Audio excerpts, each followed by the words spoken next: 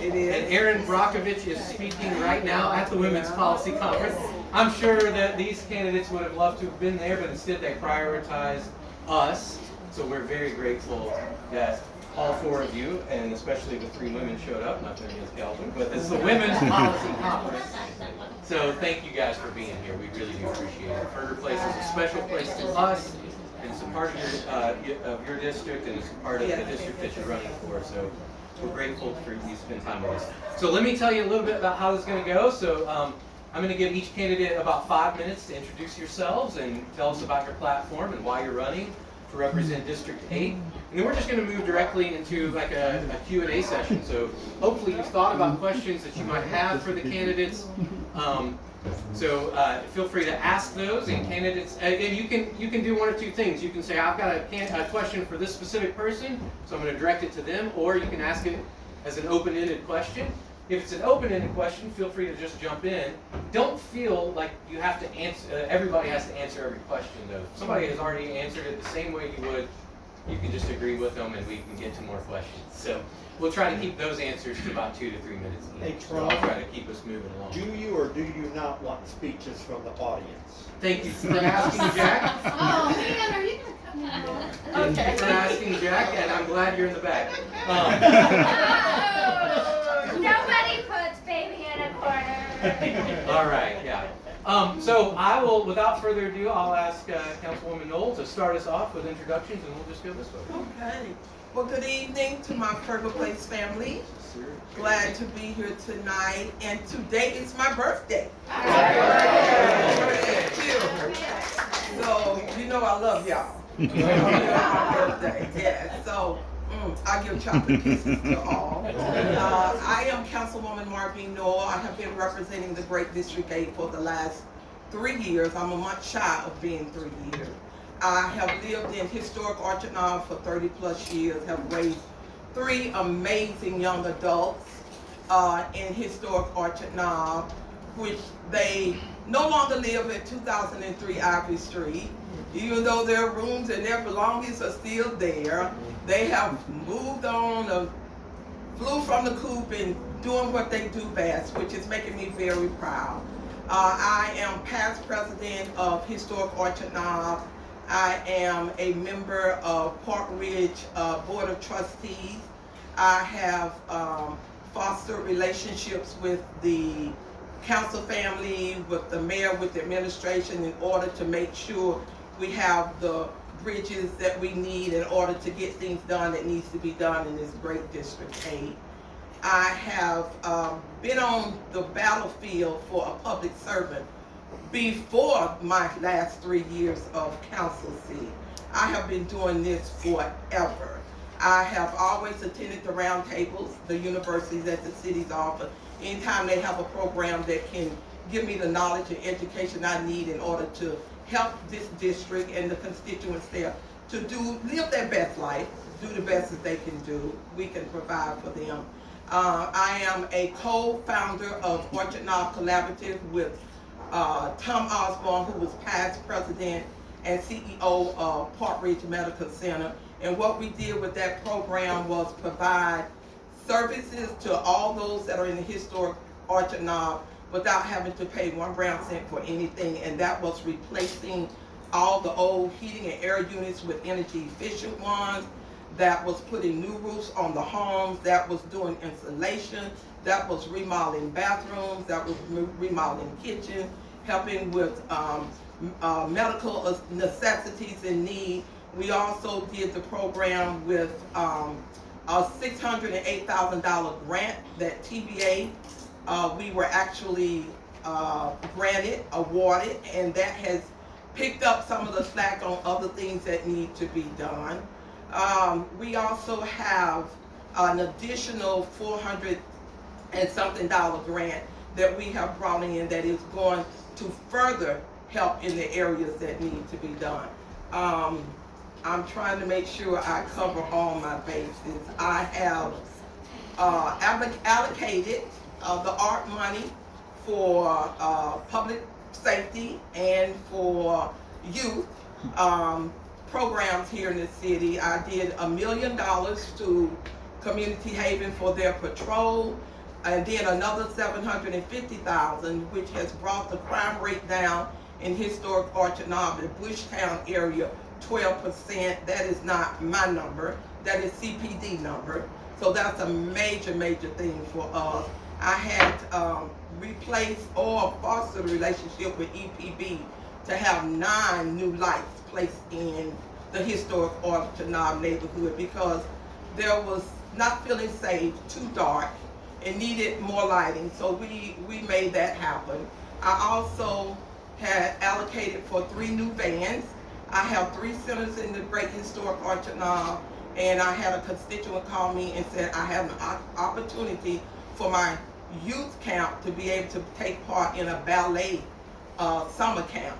But the thing of it was that there was an issue with transportation.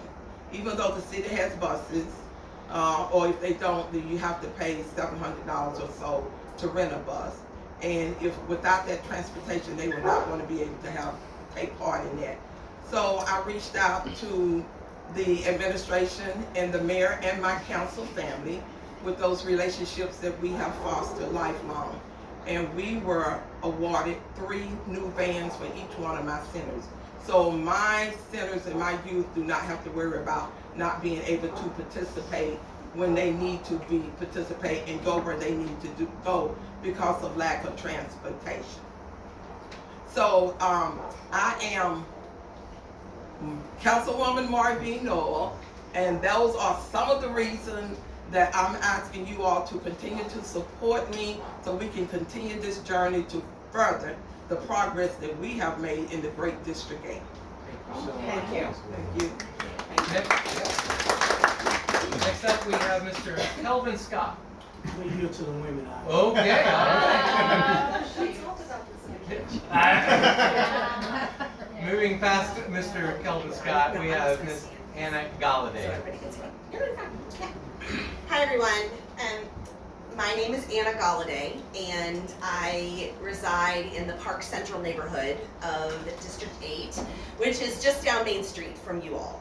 It's the neighborhood that is between Central Avenue and Holtzclaw on either side of Main, so nearest to the sculpture park, which is why it's referred to as Park Central. I have been a resident of Chattanooga for 15 years and relocated here to take a corporate job at a 100-plus-year-old company here in Chattanooga. I had been traveling to this city for many years before that, and so had a real good understanding of kind of the evolution that the city has gone through. I started traveling here in 1995, so for those of you that have been here for an extended period of time, you know what Chattanooga was like in the 90s.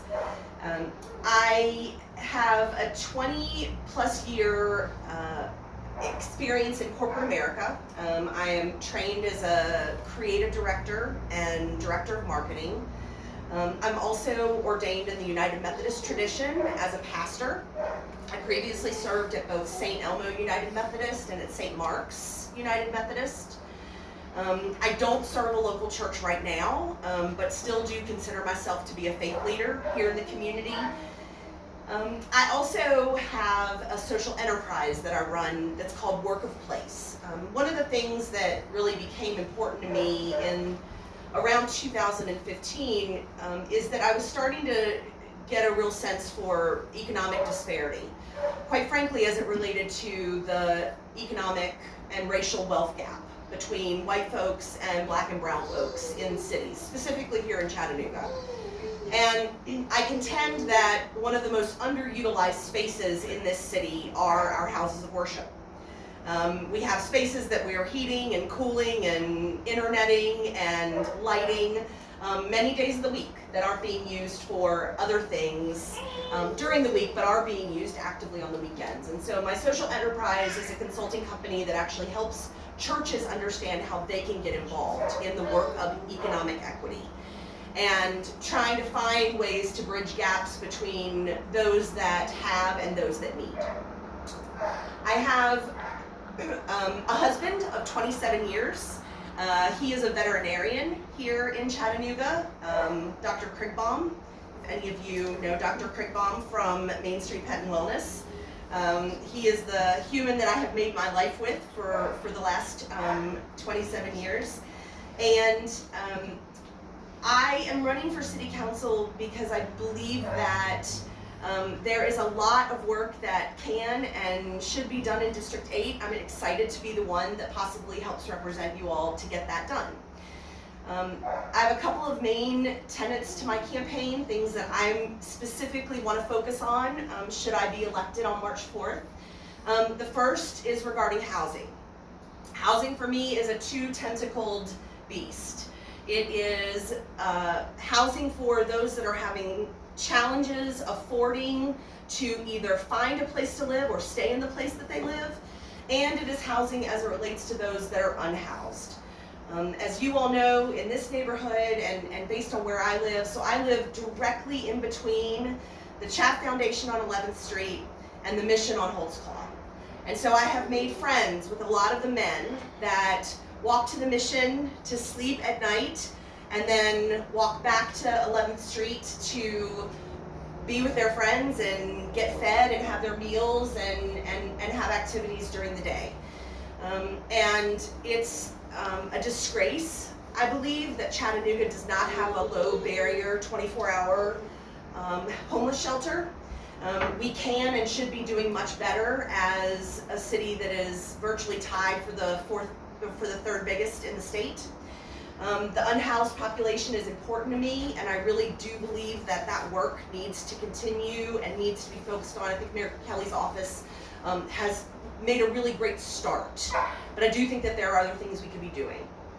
Regarding affordability, affordable is a word that actually bugs me. I prefer the word accessible, because affordable is really only based on what you can afford, not what others think you can afford. And so we really need to find a way to bridge the gap between those that don't qualify or can't find housing through the Chattanooga Housing Authority, and those that have a low AMI, annual median income, and don't qualify for some of the housing incentives that are being put forth through Impact Chattanooga. I also have a heart for the streets.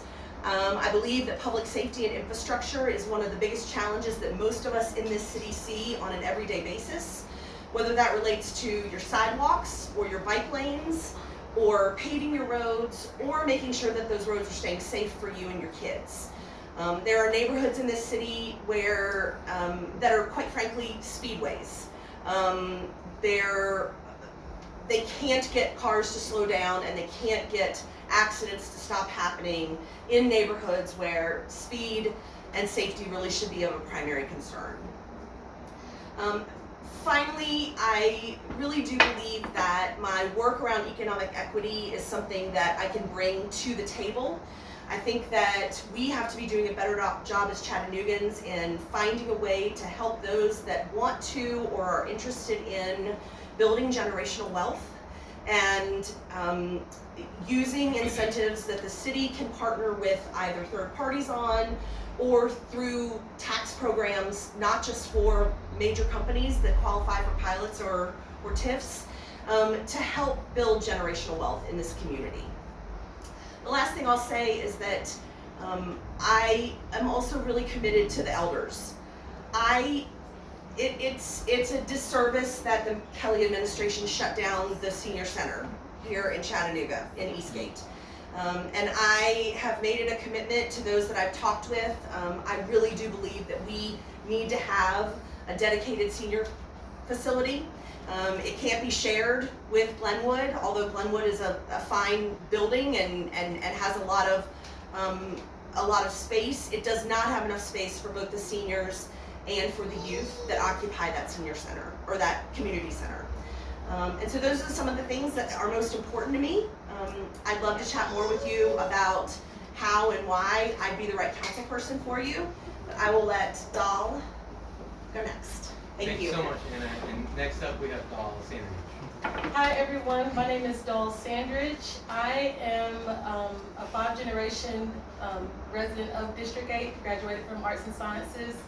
And so some of the things about me, I currently own a Medicare agency that I started in fall of 2018, where I help seniors with their Medicare. We also help people that are disabled and veterans. So I know he wants to help me tell my story.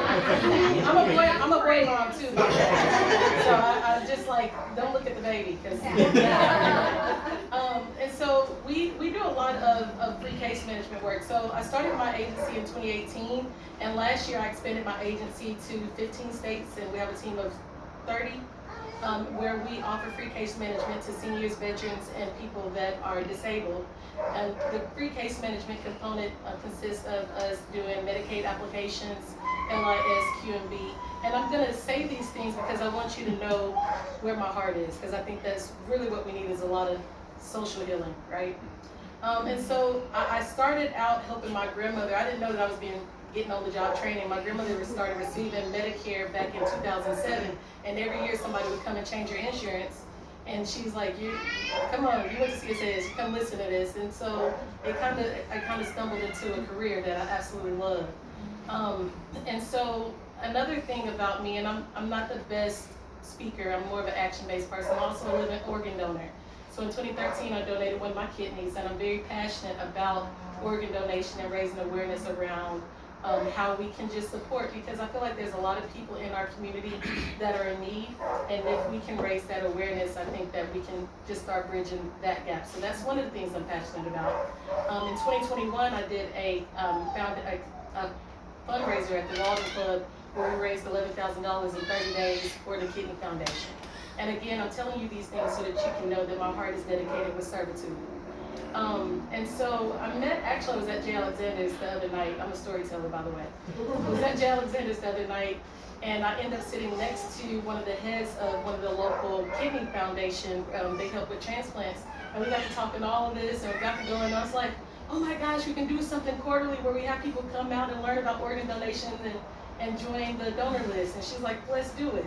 And then I met with La Paz earlier today and talked about ways that we can contribute to the Latino and Spanish community to see if we can get some free Spanish lessons at like the community center and things like that. I think that's what our district needs. Our district needs someone that's going to be fair, fair, and consistent.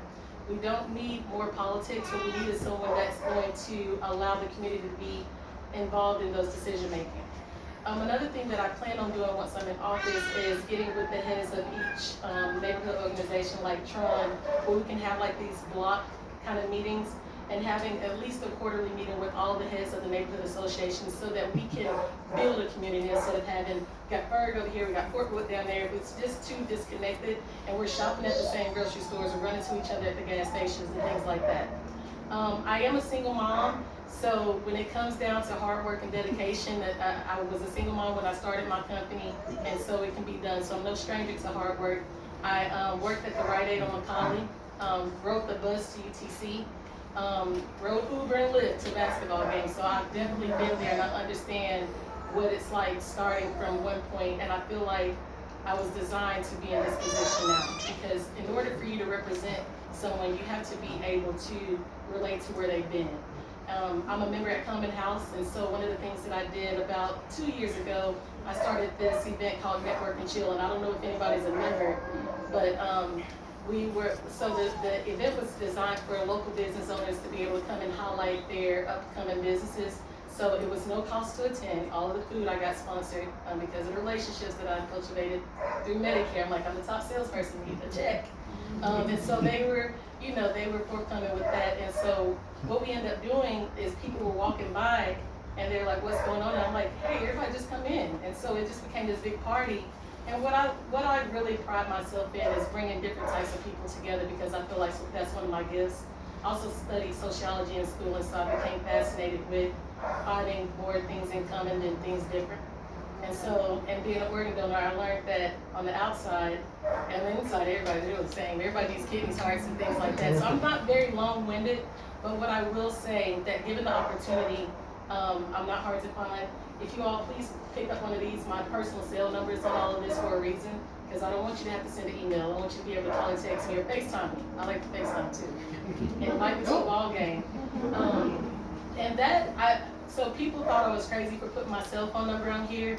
But I started it with my Medicare agency to where all of my clients could call me, and then I find myself at 9 o'clock, like responding saying, doctor appointment tomorrow, okay, I'll call you in the morning. But I'd rather them have that security, knowing that they're able to reach me.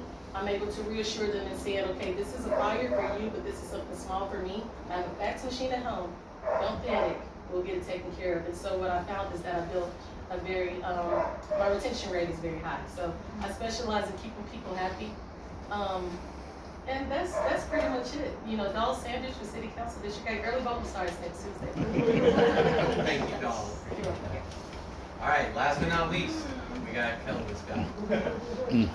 Yeah, I'll get my look back. You'll be able to follow him? They made me go after him all last week. Y'all did great. My name is Kelvin Scott, and I'm running for City Council District 8. I am employed by TVA, where I do contracts for the nuclear sites. I am a veteran. I served in the United States Army where I was into military intelligence. So I had a great opportunity to work at NSA, the Pentagon, and many different places. My heart and passion for running is I like helping people. One of the biggest elephants in the room is that District 8 is 2 districts. You have the well-to-do, and then you have the ones that are striving to be well-to-do. And a lot of times the different types of issues is not met equally on both sides of those dynamics. So my thing is that District 8 needs to be exemplified across the whole district. Avondale, East Chattanooga side should not look no different than downtown, MLK, those type, Highland Park, those type. They all should mirror one another. And so for so long, only a portion of the district has been the biggest voice. They get what they want. Things are done for them, where you have a lot of disparities in the other side of the district that constantly struggles, constantly not getting their needs addressed. One of the things that we have to be totally honest with, it's good to throw numbers out there, it's good to say this and that, but when you go and knock on the doors, which I'm sure all 4 of us have done, the conversations are different. They're not regurgitating the same thing that's being said in some of these forums and some of these different things, and that could be subjective, right? And so one of the things that we have to do, my passion is, I'm a passion for education. I'm the PTA president for Tyner Academy, where I worked with Carissa Mosley Jones. We secured and made sure we got a $100 million school built, which was a lot to have to do with the county. I've developed and did apprenticeship programs where I worked with different labor type ones, electrical, plumbing. I've also had, still have GED programs that people can go and they can get educated. One of the things that happens in certain parts of certain zip codes in our district, we have parents that cannot even help their own children with their homework, right? We have young people graduating and not reading on 12th grade level, and they are struggling because some of the home things affect them being able to concentrate on education. And so that's a main piece of me, is educating and getting our young people early child education, which the city hands is in that part of the education piece.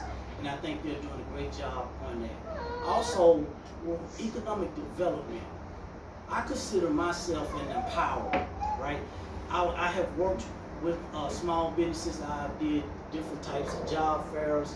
And one of the things in doing that is that when elected, I want to have a program, an adoption program, where the companies that are established, that are doing well, getting a lot of the contracts, they go and get some of these small companies that's in the same field that they're in, help them adopt them, grow them, mature them to where they can get up to the level of where they're at. A lot of times I find in small businesses, it's not that they can't do it, it's that a lot of information they don't have. They don't have the access to it. They're just not getting reciprocated. They don't have the training, and they don't have funding. One of the biggest things for small businesses is the price they have to pay for insurance. When you're a small business and you have to try to get insurance, it's astronomical. I was talking to my accountant that did my taxes.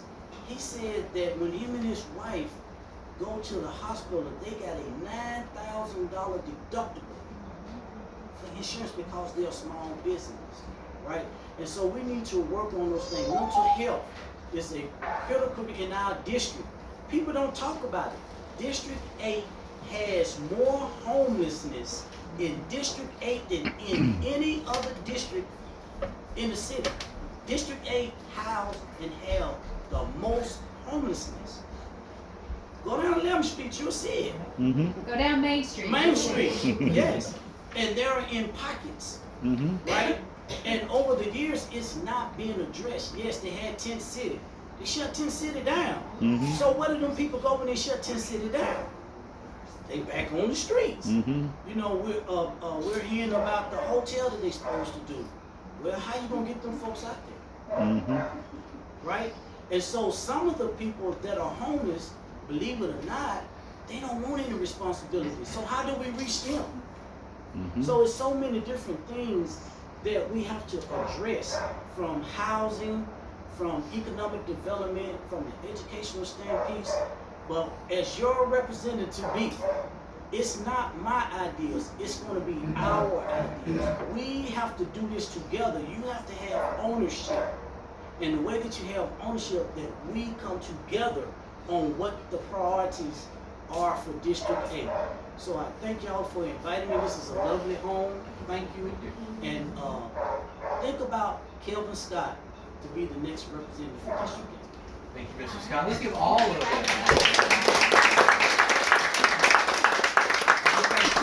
As I listen to each one of you talk, you've each been leaders in your community and you have leadership skills, but at your heart, you're servant leaders. And I gotta say, I appreciate that about all four of you. And so thank you for spending time with us tonight. It's time to open it up to you guys. I hope you have thought about some really good questions. Oh, Mason's already. And also, I gotta say thank you guys for kind of keeping it right around 5 minutes. I appreciate that. We're gonna try to keep these answers right around 2 to 3 minutes. And again, just to remind you, you don't necessarily feel like you have to answer every single question if it's an open-ended question. So Ace, start us off. Okay, it's kind of for everybody. So, Mom, which bridge is it on? Welcome. Oh, welcome. Say no more. We know. Really? Yes. It's on the way to his gymnastics. Yeah, every Tuesday and Friday we go over it to go to his gymnastics. And, man, it's terrible. I don't Well, like tell him what it tell him what you're talking about. I think we need to get the road fixed there because when people go over, it's just not good.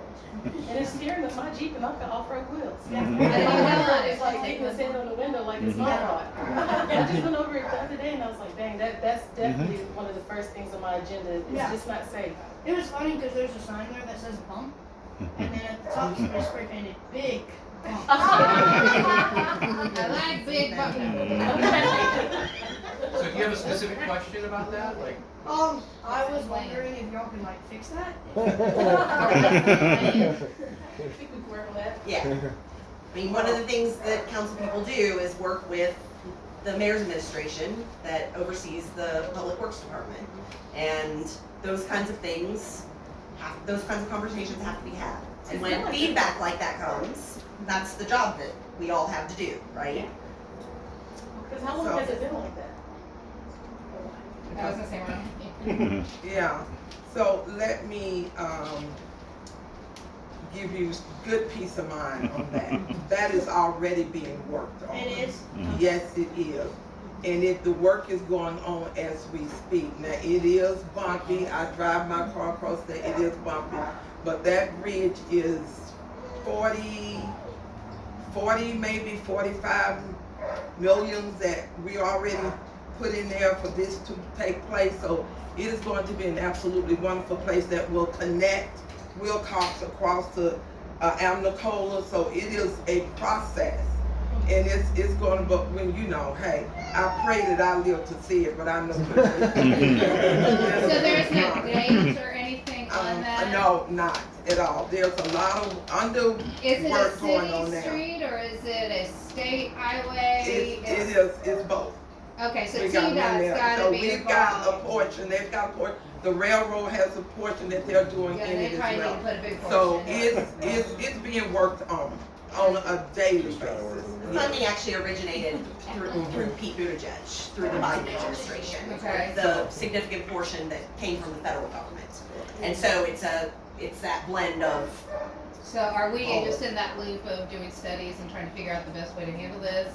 Yes, we are, Hopefully. yes, Government bureaucracy. You got a yes. question? As a follow-up to maintenance on infrastructure, you know, my current gripe, and it's probably more with the mayoral administration, but you know, they send all the bills to the city council. It seems that we've got all these great projects in mind, whether it's a new park on Lynbrook, or it's we're going to redesign Broad Street, or we're going to redo Rawson Boulevard. It's all great, new, big, shiny, new stuff. But I feel that we lack maintenance on some of our existing infrastructure, like that bridge, like sidewalks that are become gravel in Oak Grove. You know,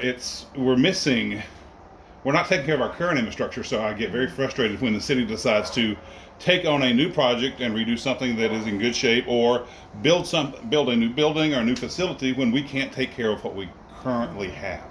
You know, been in conversations with Public Works, and I'm all the wrong titles, but basically about our Ferger Place alley that evidently in the 80s or something it was, you know, not quite abandoned by the city, but has somehow been designated unopened and unmaintained. And evidently the city has designated lots of alleys unopened and unmaintained, and we can't figure out exactly how and why they were done that way so that we could undo it. Is there a question?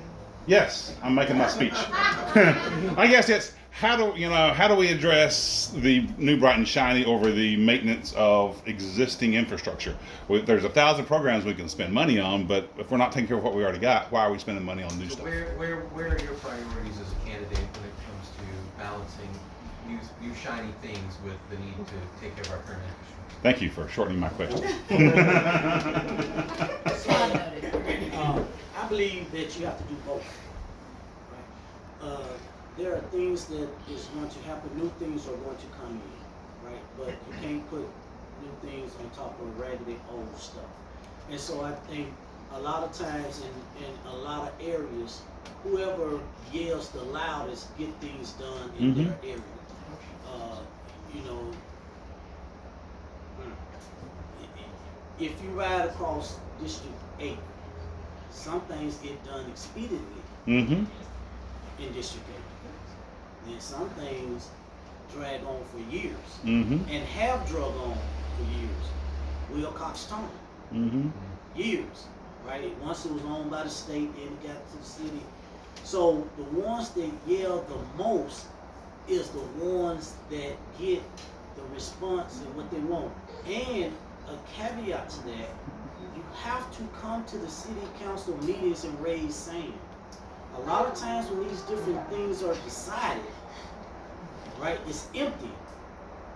You know, you have to come and let your voice be heard. You know, a lot of people, when I say raise sand, I'm not saying act out of character. But what I am saying is you can do it in a professional way, right? That your voice get heard on things that you want. Every year they do streets. They pave them, right? I've been living in this area a long time too. They pave the same ones. It's not never a new street. It's the same ones that raise the sand to get the streets paved, or what type of geographical area. There's plenty of them over there in Avondale. You ride down, they're very raggedy, right? And you got a $1 billion paint plant over there. And they went in the city, went and did a whole lot of infrastructure, spent millions on doing infrastructure over there, piping and all those type of things, on top of giving them tariffs, TIF, T-I-F, right? And so we got to unify, and we got to come down into the city council meetings and make sure that the agendas are heard. When I'm elected, I'm planning on doing it, listening and hearing that we're gonna get all kinds of stuff. Oh, we fix this, we fix that. But the same stuff keep coming up every cycle for every election. The bridge, the tunnel, Thank you, streets. Mr. Scott. I appreciate that. I heard a couple things that you said, which was, speak out, speak your voice to City Council, and then I see two people here want to talk. Councilwoman Knoll was shaking her head. What do you have to say? Oh, yeah, so you don't have to come to city council to yell at us. Your representative is sufficient. There's not a representative on city council that is not readily available. I don't have a constituent that has not reached out to me for anything. You reached out to me, Eric, for the alleyway, the open end of it. We had conversation, we connected, we did what we need to do in reference to that. You don't have to come to District 8, council representative on council. You come to council, but not to yell at us in reference to it. I am easily available. If you need anything, I address it. I come, I knock on your door. If a zoning comes up, I make sure every person within the proximity of that zoning knows what is going on. I personally knock on the door. And that is something that I put in place when I was appointed to the seat and elected 3 years ago. I intended for my constituents, our family, to be at the table at the beginning of the conversation, to be proactive instead of reactive. So there is not a constituent that has called me in reference to anything that I have not addressed it. And we have not only addressed it, but taken action on it and deliver real results for it. So you don't have to do that. Just know your representative is there. Thank you, Councilwoman Knoll. Thank you. Ms. Galladay. Yeah, I think I will say two things. First, the conversation around infrastructure and around projects, you have to kind of know, you have to know exactly when that's happening, and that's happening in the budgeting process.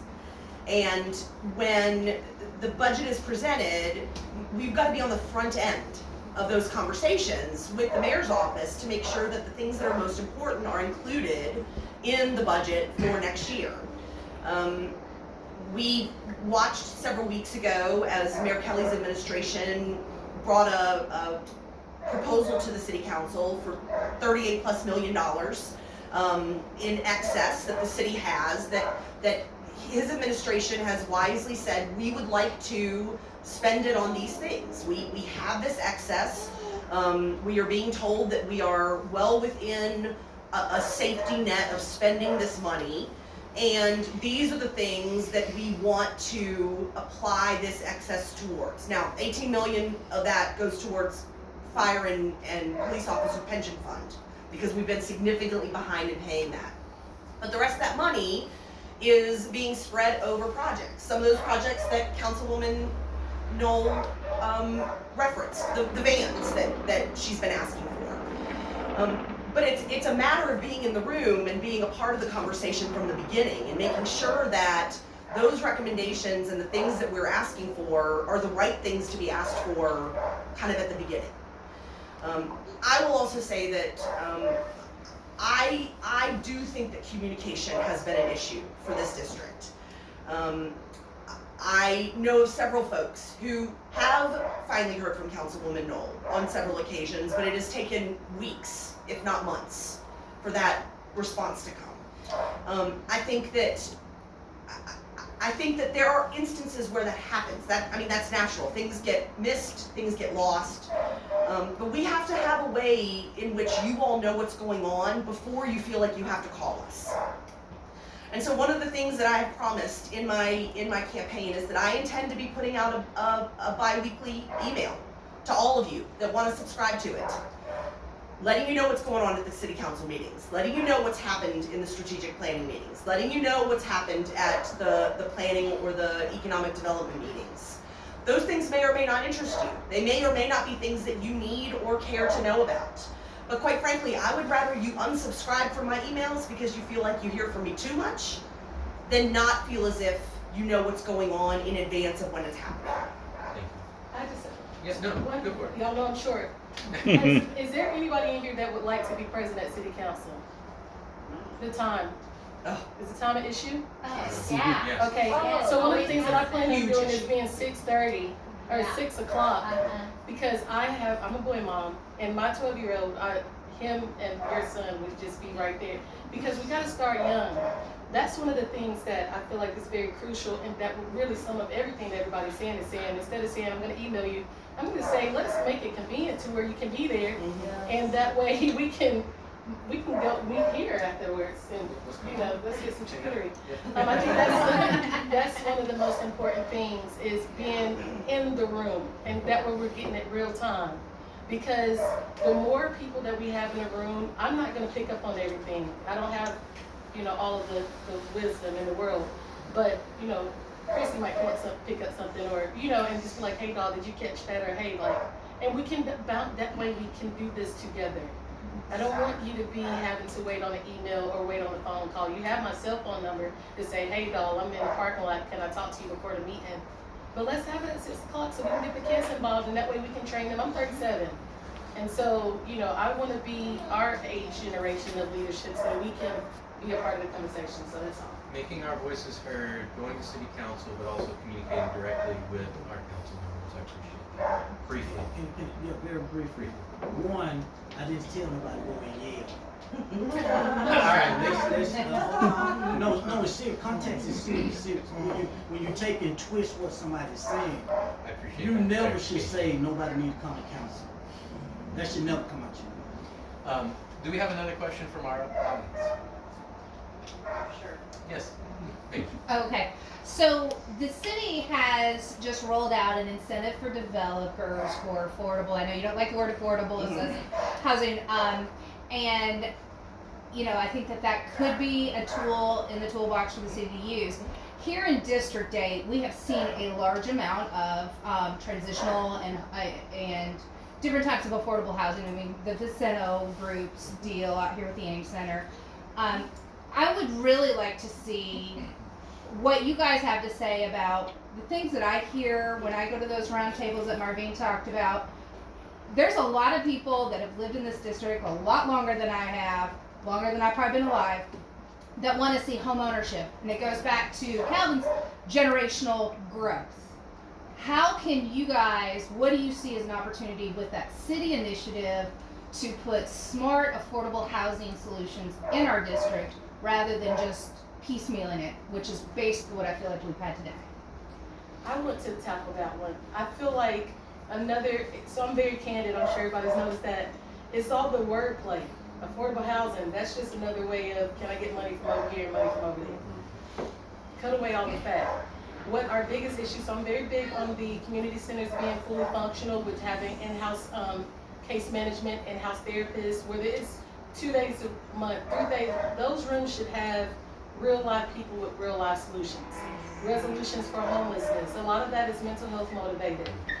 Tutoring for the kids, or dance class, ballet class, and financial literacy. Because that is the biggest gap, is that, even with myself right now, my grandparents don't have a will, and for the past year, I've been trying to work that out with my aunts and uncles. But when you're trying to talk to someone 78 years old that never thought that, he's like, I didn't know it was an asset.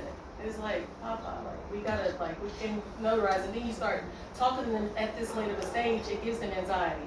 So starting that young, where we're at the community centers, which is another community for us to kind of merge together. It's like, oh, well, I'm in the book club at the community center.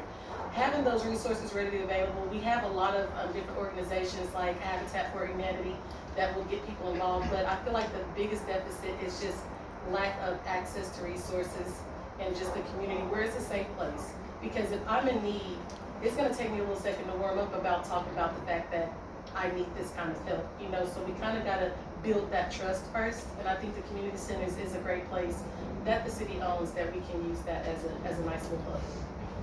That was a really important question, Paige, and I would love to have everybody be able to address that. I will remind you to try to keep your answers to about 2 minutes. Doll, 30 there.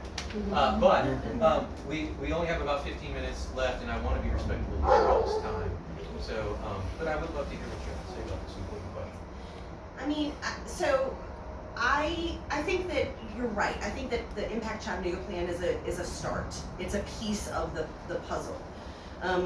some of the data points there, though, is that based on your AMI, 3 out of every 10 of those units will be affordable, or we will be within a range that is anticipated to be affordable for folks that are between like a 40 and a 70% AMI.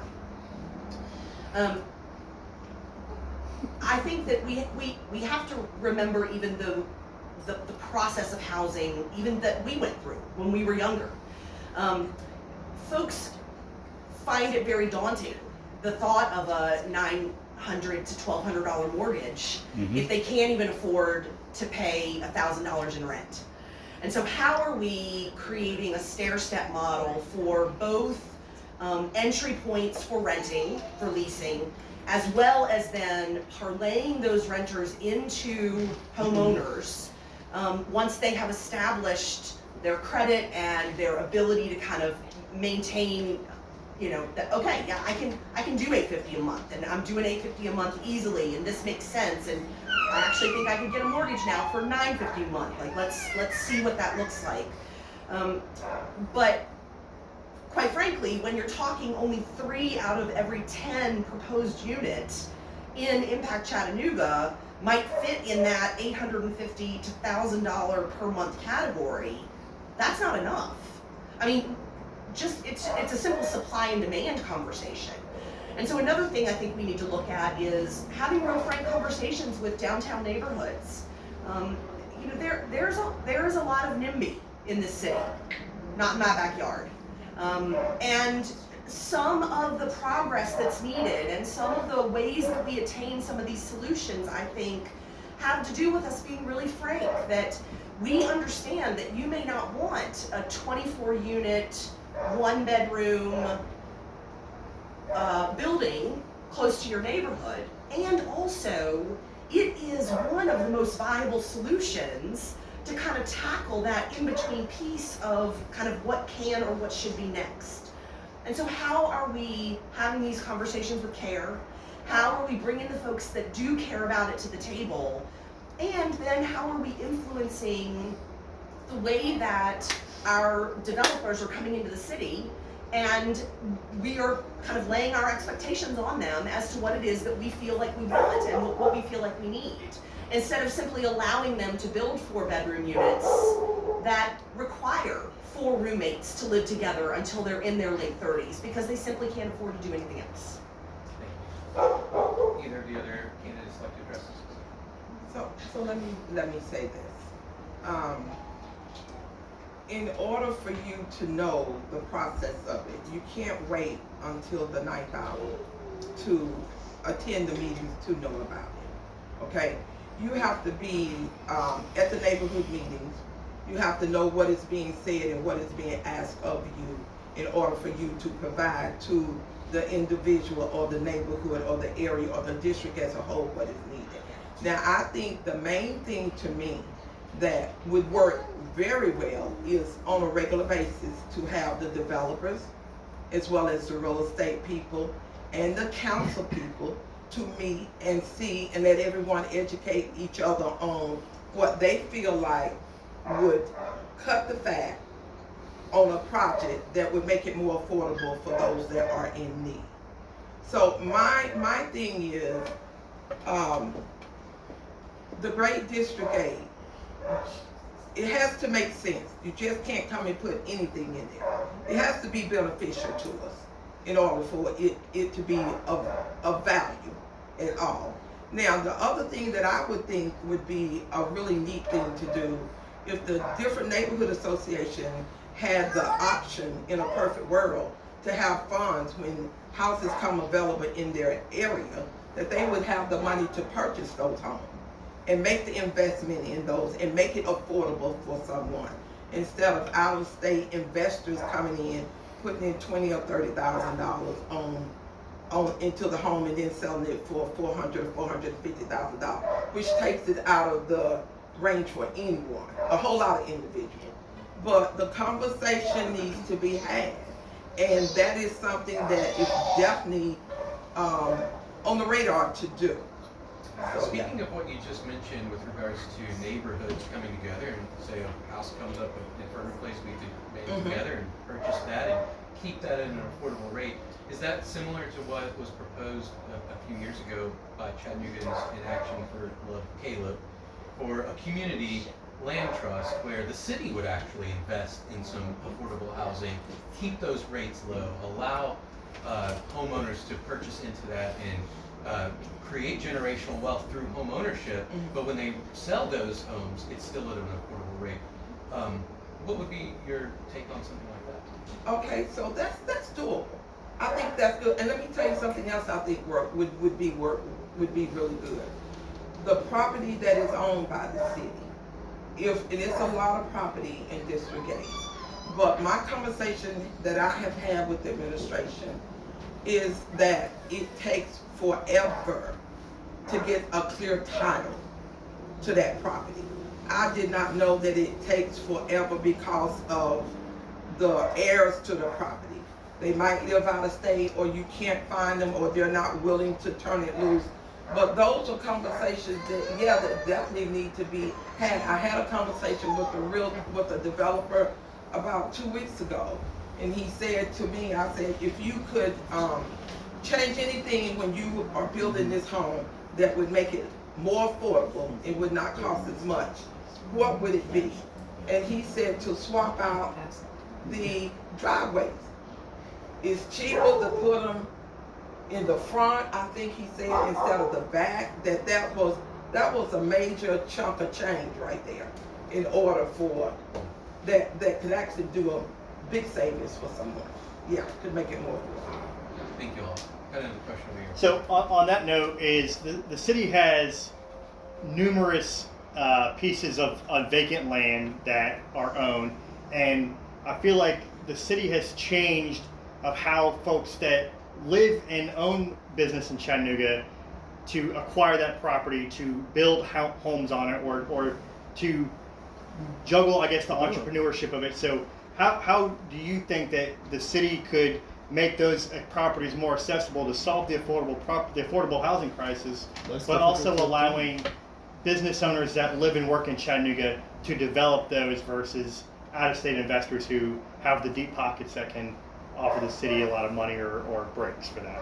Mayor Kelly actually did something like this. So I sat on Mayor's Council for Women, and so we had a roundtable when Mayor Kelly first got in office where there was literally a list, and I still get the emails of all of these properties that the city owned, but they weren't made accessible to everybody. Mm-hmm.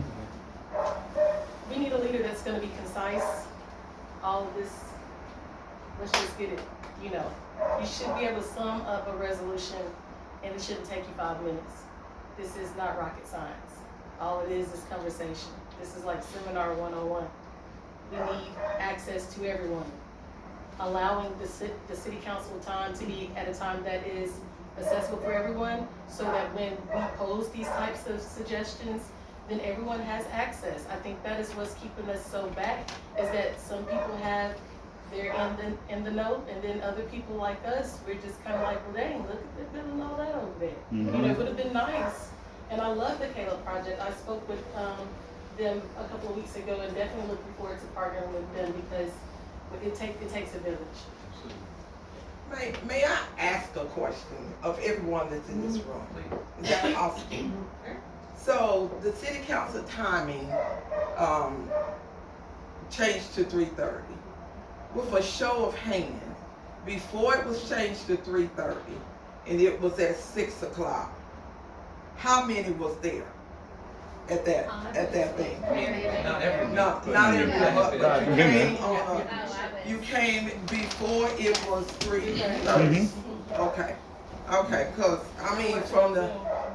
And when Ace, the first kid that asked a question when he was a baby, that struck That him was where you on, went. and Okay. he would go. I would take my students, my college students, and now it's just absolutely. The county commission, we've always struggled with that. They have the morning meetings. The city was always so much more accessible, and that really shifted for folks when that changed. Okay. Thanks for asking. All right, that. yeah. We're running up against our time, but if someone has one last question, I'd love to hear that, and then we're going to wrap it up. Sean. In regards to homeless, my question is, we can help all the people that want help.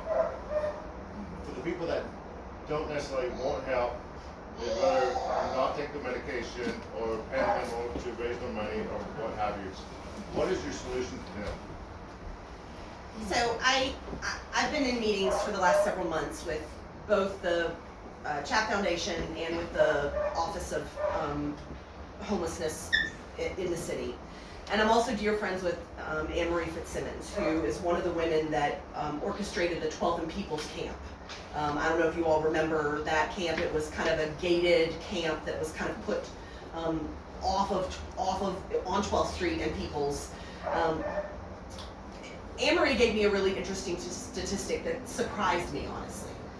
She said as they were dismantling 12th and People's, they did a pretty thorough poll of the folks that lived at 12th and People's and all of the folks that were at 11th Street at the CHAP Foundation on a regular basis, day in and day out, or at least several days a week. Of that poll, more than 80% of them said that if they had access to a low barrier 24-hour shelter with what I consider minimal expectations, a place they can lock their stuff up so they don't get their paperwork stolen, a place that they are safe, and a place that they can leave their pets if they get a job and they have to go to work, that they would live in a shelter type environment and they would pull themselves off the streets. More than 80% of them. That statistic stunned me. I quite frankly thought it would be much lower, that many of them would prefer to stay in the situations they are in. I think that the solutions are actually there if we engage the right people in the conversations. Yes, we are gonna have folks who are unmedicated, who have trauma, who are not interested in pulling themselves off the streets or being in a place where they are safe and invisible to us. But I think that we have enough possibility with those that are unhoused in this city and do want a solution, that I honestly believe that if we do it the right way and if we have those conversations and if we build the kind of structure that is necessary in the right area, the large majority of them would actually stay there and would enjoy staying there. Anybody else like to address this Yes. question? So down at Olivet Baptist Church for I-10, we are partnering with Mary Kelly with a pilot program where they have the smaller efficiency tank homes where it's transitional home, and it's been working fairly well for those that really want to work the program. I think it a lot, and our church pay a lot of bills, a lot of stuff that homelessness come to our church. They've been doing it for over 20-something, almost 30 years.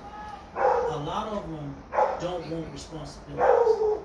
So I was talking to Jim that how do you deal with that when they just want their little cubby hole, and if you put them in a house, if you put them somewhere where they have to do some other things, how do we get them to see that that's a benefit? I'm not saying all of them think that way, but it is a population of them just want to do just their little thing and not do too much. And the other pieces, how we hold, a lot of them get checks. How do we hold the people that's over their checks accountable?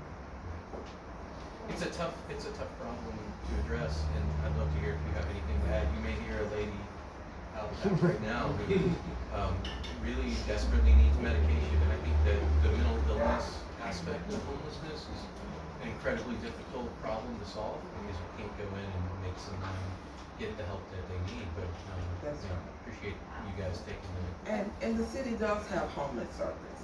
We do, yes. And you can't make anyone. I mean, you can provide it, but you can't make them accept it. You can let them know what's available, but you still cannot make any adult in this room do anything that they don't want to do. Yeah. I definitely feel like you know, that's the reason why the people that go on missions, they don't go looking like this. They go looking relatable. And if you have someone, like if I was dressed like this, going talking to a homeless person, because I partnered with Chat Foundation, we've helped people get, you know, insurance, things like that through my organization. When you know, I wouldn't go like this. I wear jeans and tennis shoes. I feel like the way that we show up makes a big difference on if we're able to build those relationships and build trust. Because people have to see something to strive for. So if we already go in with the expectation, well, most of these people are not going to really want it, then that's going to affect the way you're able to teach. Just like a teacher, if you're teaching to the top of the class, then what about these people down here? So I think before we even think about the people that are not going to be, you know, willing to partake, I'm going to go in saying, you know what, everybody out here wants help. Everybody out here needs change. And then those people that don't fall in that category, then we will kind of customize different opportunities for them. But I think that if you go in thinking that, yes, this is going to work, you'll get more yeses than no's. Thank you for that. That's a good way to end our conversation. And I just want to say thank you again to all of you. It's so nice to have you in a home in our neighborhood. And I appreciate each one of you saying we can reach out to you. We know that whoever gets elected, we now have a connection with each one of you. Yes. And so Thank you we so much. appreciate that. Thanks. Yes, you're welcome to stick around and mingle as you all are as well. I know you probably got birthday celebrations. I do.